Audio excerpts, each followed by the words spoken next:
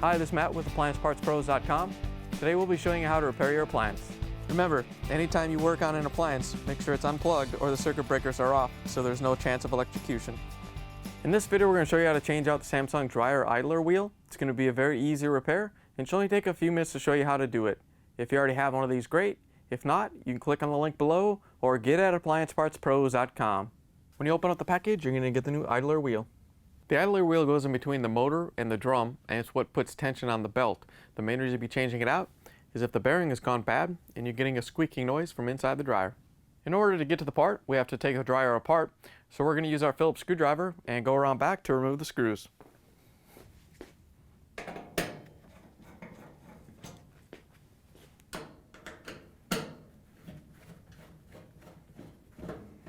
Now that we have the screws out, we can remove the top. All you have to do is pull the top back so a couple inches so it gets free of the brackets, and then you can lift it off and set it aside. Now that we have the top off, we can take the control panel off. There's a few locking tabs across the back. We're going to lift up on them to release them and then lift the panel forward. Once you have the control panel released, we can pull it out a little bit so we can disconnect the wire harness. All you have to do is press on this locking tab and pull the two ends apart. Once you have it disconnected, we can set the control panel aside. We can open up the dryer door, and we need to remove these two screws at the bottom. We're going to use our Phillips screwdriver to take them out.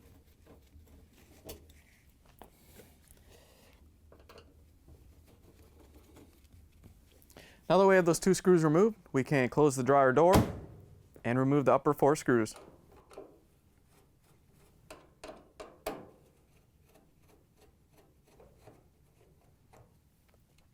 Once you have the four screws out, we can take the front panel off. You may have to open up the door and lift the front panel a little bit so it comes off these two little locking tabs.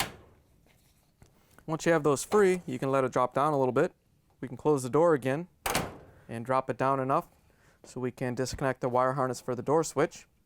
There's no locking tab or anything on this one, so all you have to do is pull it off and let it set out of the way. Once you have that disconnected, we can lift the front panel off the three mounting brackets on the bottom. With the front panel off, now we can remove this panel that holds the control panel.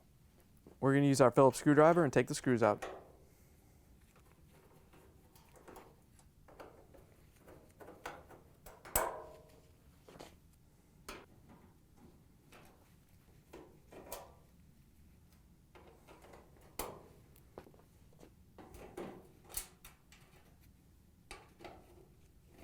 Now that we have all the screws that hold the support panel in, we have to get ready to take it out.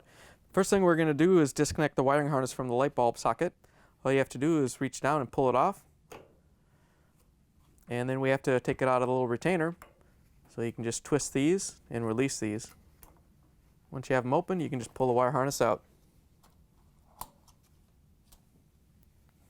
Now we're going to lift the panel off so we can take the ones off from the back side. Now that we have the panel rotated forward a little bit, we can see that there's these four connectors. All we're going to do is untwist them so we can take the wire harnesses out.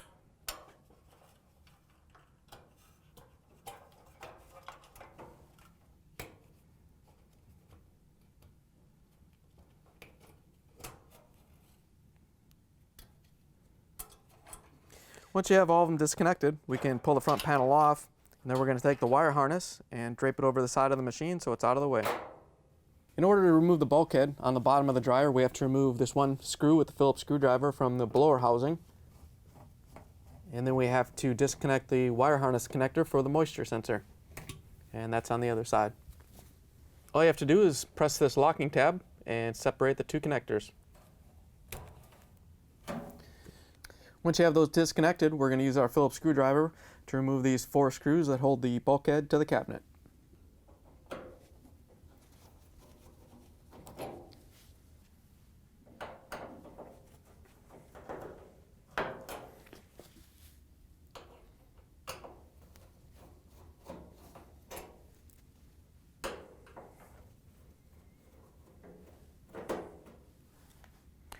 Now that we have everything disconnected from the bulkhead, we can lift it off the cabinet.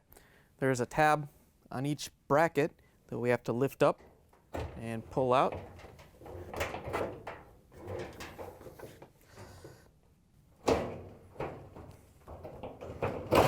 Once you have both sides off, you can lift the front bulkhead off and set it aside. Now that we have the bulkhead out of the way, we can reach in underneath the drum on each side. We're going to grab the idler pulley and pull it towards the outside of the dryer and release the tension on the belt so we can take it off the pulleys. Now that we have the belt taken off the pulleys, we can use it to guide the drum assembly out of the dryer. All you have to do is lift up on it so we can guide the drum through these little cutouts.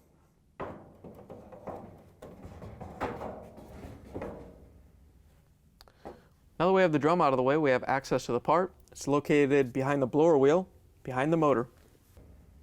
It's held in by a little plastic triangle retainer. We're going to take a small flathead screwdriver and get behind it and pop it off. You want to be careful you don't twist it too much. You're going to have to try to put it back on there and you don't want to deform it. Once you have that out of the way, all you have to do is pull it off the shaft and take it out of the dryer. Here's the old idler wheel next to the new one. If you already have one of these, great. If not, you can get it at appliancepartspros.com. Before you put the new idler wheel on, you want to take a look at the shaft. If it's really scratched up from the old bearing being bad, you might have to replace the whole bracket and wheel assembly rather than putting a new wheel on a bad shaft. So once you make sure it's okay, we're going to slide the idler wheel on, and you want to make sure that this lip is on the back side of the, towards the back side of the dryer. Once you have it in place, we can slip the retainer over and stretch it over the shaft. You want to make sure it goes in the groove all the way and make sure it gets held in place. Once you have it on there and you're sure it's not going to fall off, we can put the dryer back together. Now we can put the drum back in the dryer. You want to make sure that the pink is towards the back, the belt is centered in the drum. Then you can carefully use the belt to lift the drum up and guide it back into the dryer.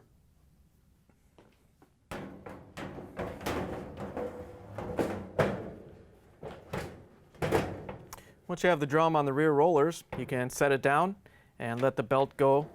You want to make sure that the grooves are against the drum, so when you route it through the pulley, it's routed properly. We can reach in and route the belt through the pulleys.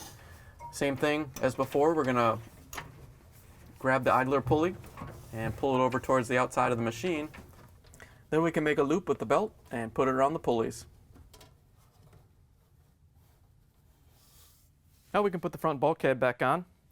We're going to hook in these two tabs on the left side of the dryer. Once you have those in, you may have to lift up on the drum a little bit so the drum goes over the rollers.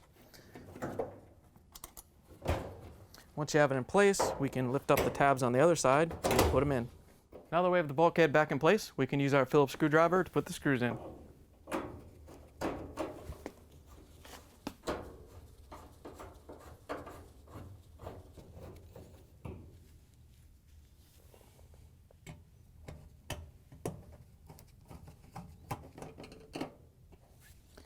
Now that we have the bulkhead mounted, we can reattach all the wires. On the right side of the dryer, at the bottom, we're going to reattach the wire harness for the moisture sensor. All you have to do is plug them back together and make sure you get a good connection.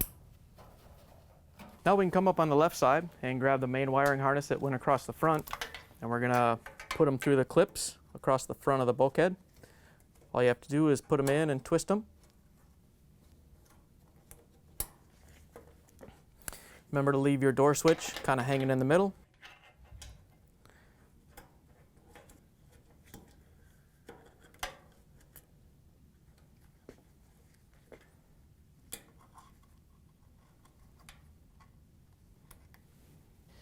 Once you have that in place, we can reconnect the wire harness to the light socket.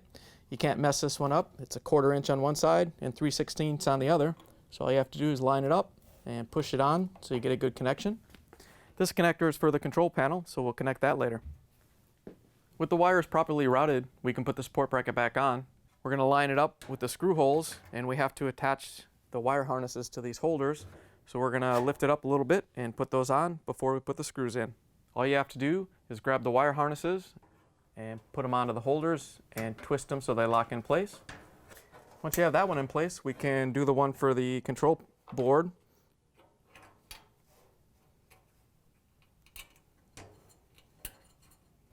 And then you want to make sure that this little connector goes out to the front so we can reconnect it in a minute.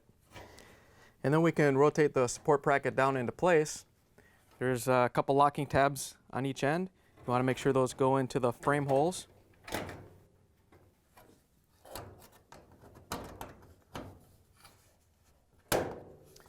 Once you have it in, we can go around with our Phillips screwdriver and put the screws in.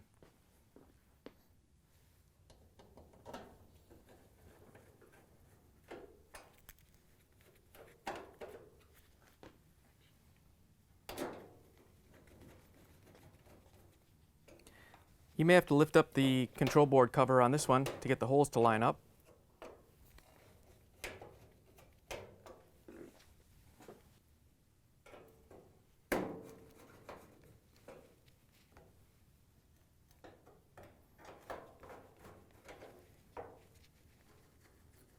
With the support bracket back in place, we can put the front panel on. To put the front panel back on, all we have to do is set it onto the 3 brackets at the bottom of the dryer and rotate it up. You want to stop a couple inches away from the bulkhead so we can grab the door switch wiring harness and plug it in. There's no locking tab or anything on this one, but make sure that this little notch here lines up with that notch. And all you have to do is push it together to get a good connection. And then we can push the panel up the rest of the way. And you want to push it up so these locking tabs hold it in place. Once you're sure it won't fall off, we can grab our Phillips screwdriver and put the 4 screws in across the top.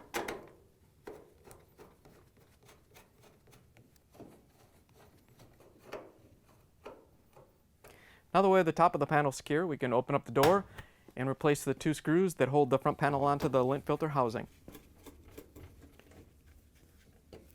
Once you have those 2 in, we can close the dryer door and then we can put the control panel back on. To put the control panel on, we're going to set it on top of the front panel so we can reach over and connect the wire harnesses that connect the control to the dryer. All you have to do is push them together so they lock into place. Make sure you get a good connection. And then we can lift the panel up. You want to make sure that these locking tabs right here go into these openings right here on the top of the panel. Once you have the tabs in place, we can rotate the control panel up and snap it onto the support bracket. Once you have it in place and it's secure, we can put the top back on. To put the top back on, we're going to set it down on top of the frame, and then we're going to push it forward so the lip right here goes underneath that bracket. Once you have it in and lined up, you can push it forward, and then we can use our Phillips screwdriver to put the screws in.